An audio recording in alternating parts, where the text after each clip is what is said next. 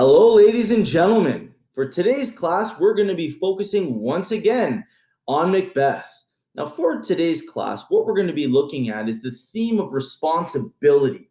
Who ultimately is responsible for the downfall of Macbeth? Would you say that it's Lady Macbeth or Macbeth? Would you say it's the witches?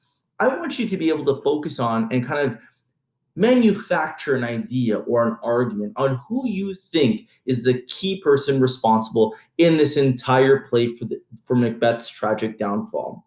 Of course, there's a level of shared responsibility, but who would you say is the most responsible for Macbeth's eventual tragic downfall?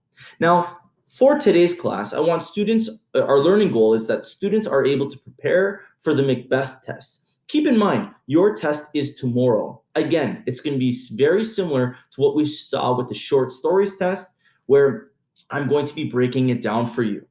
Now, I'll be posting a second video talking about what to expect for this Macbeth test. Keep in mind, it's going to be a very similar structure to what you saw on our short stories test. And once again, you will have the entire day up until 11:59 p.m. to complete that test as of July 22nd.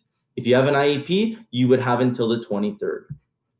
Now, our success criteria for today's class is I can explain how the story of Macbeth fits the description of a Shakespearean tragedy. Remember when we talked about the three different elements of a Shakespearean tragedy?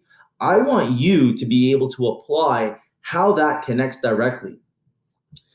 In addition, I can explain how feminism plays a role in the play through Macbeth and Lady Macbeth's relationship and what ultimately happens to Lady Macbeth. And finally, I can respond to our discussion thread.